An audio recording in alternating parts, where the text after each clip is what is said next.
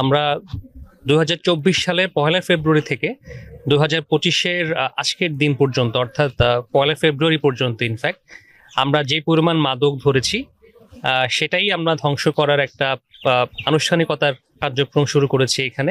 এখানে সর্বমোট ৭৪ কোটি ৩১ লক্ষ টাকার মাদক আছে।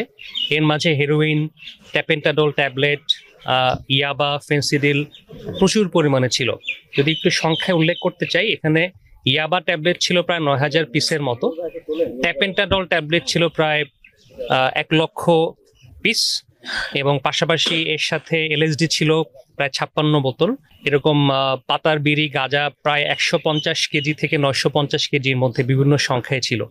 তো মোটামুটি যেটা আমরা উল্লেখ করতে চাই, মাদকের সংখ্যা যেটা আপনারা দেখছেন এবং যেটা আমি বলেছি প্রায় ৭৪ কোটি টাকা, এটা যে চাহিদা, যে পরিমাণ মানুষদের যারা আসক্ত বা যা সামাজিকভাবে আমরা যেই একটা যুব সমাজের মাঝে যে একটা ভয়াল নেশার একটা প্রাদুর্ভাব দেখেছি অনেক আগে থেকেই, এটাকে যদি আমরা নিয়ন্ত্রণ করতে চাই তাহলে সেই পরিমাণটার সাথে যে খুব বেশি হয়ে গেছে তা বলা ডিফিকাল্ট বা তা বলা যাবে না।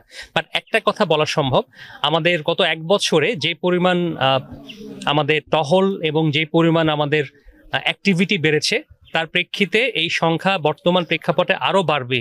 আমি আশাবাদী নেক্সট ইয়ারের সংখ্যাটা আরও বাড়বে। এটা ইনফ্যাক্ট যদি আমরা পরিসংখ্যান দেখি, গত বছর প্রায় ২৫ কোটি ছিল, এবছর এসছে ৭৫ কোটি। এভাবে আমরা দিন দিন সংখ্যাটা বাড়াতে পারি। বাট আমাদের তাতেই যে আমরা সাফল্যমণ্ডিত মনে করব তা কিন্তু নয়। আমাদের উদ্দেশ্য এই সংখ্যাকে আরও কমিয়ে আনা। এই